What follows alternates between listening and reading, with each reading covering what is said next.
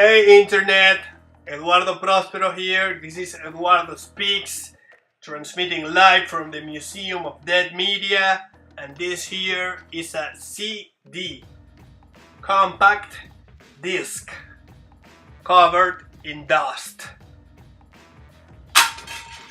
So the other day in Everyday Struggle, they showed a post, an Instagram post that said 7 years ago, Jay Electronica signed to Rock Nation, and it had a comment by Pete Rock, the legend, and it was totally misinterpreted by the Everyday Struggle team.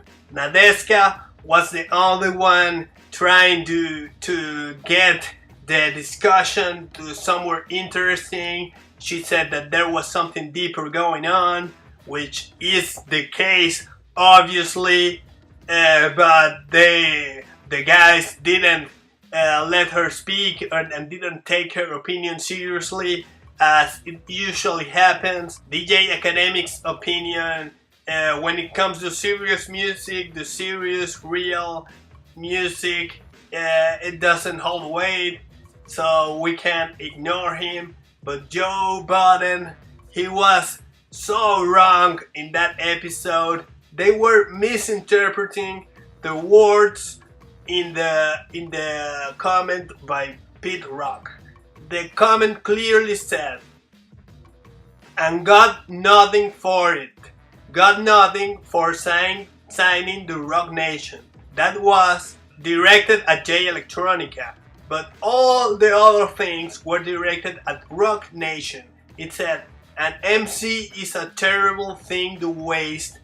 That MC is Jay Electronica, and the ones who are wasting it is Rock Nation. And it said, the world is not going to change for one man music being released or something like that. And that goes exactly to my point. I think Joe Budden, who's usually very insightful regarding the music industry, has a huge blind spot when it comes to Jay-Z. He was talking reckless about Jay Electronica and holding him responsible for not putting an album in these 7 years and this and that, and trying to get him to bottle him, which I liked. I wish Jay Electronica responds to that. But what he never did, and I think Nadeska was alluding to, was the possibility of all this being Jay-Z's fault. I know you don't want to face this, but Jay-Z is a gatekeeper. Jay-Z is there to keep the hip-hop world at bay. And when Jay-Z signed Jay Electronica, he did it to silence him.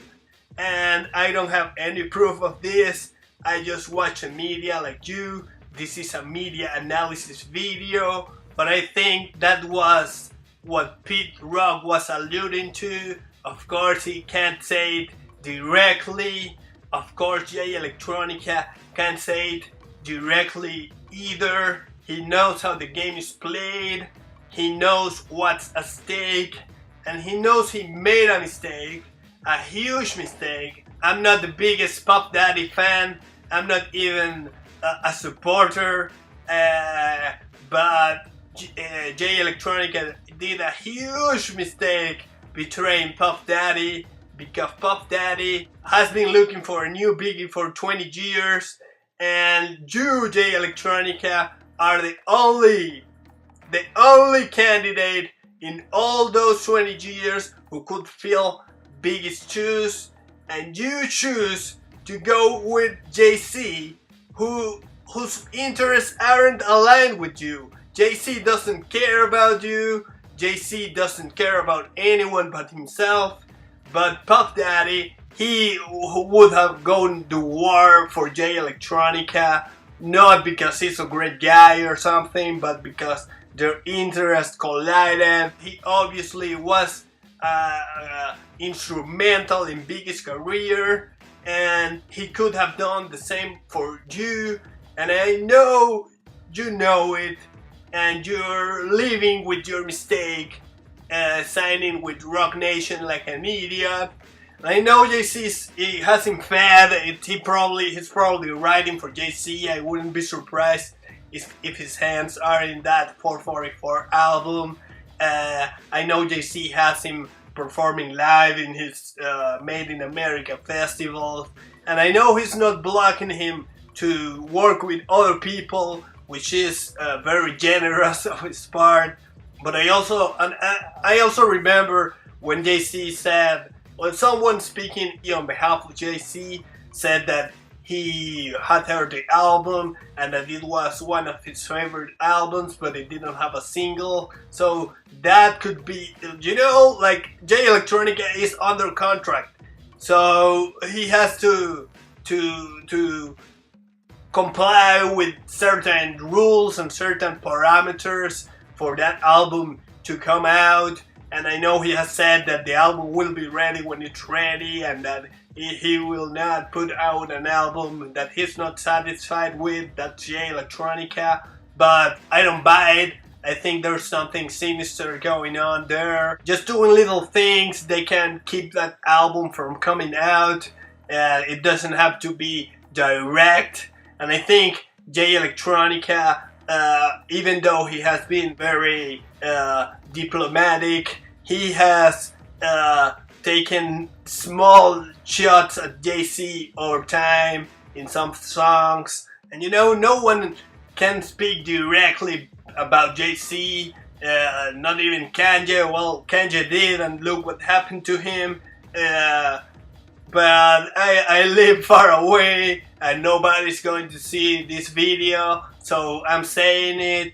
I'm blaming JC. I think he's the one silencing Jay Electronica. I think Jay Electronica is the guy to silence if you want to keep hip hop at bay. So great work, JC. You're doing excellent work.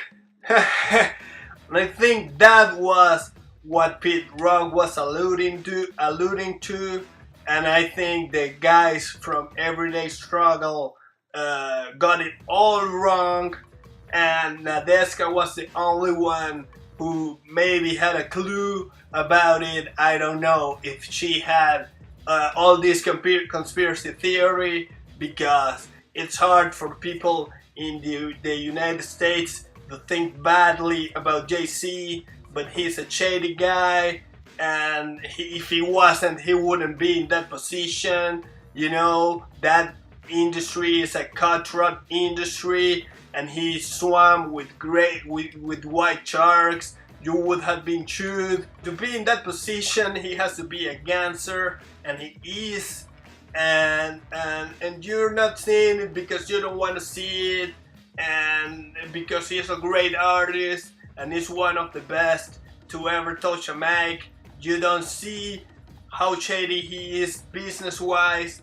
Kanye knows, Jay Electronica knows, and all the people he has betrayed over the years and he has stolen music from know. But since 444 is such a great album, what do you care?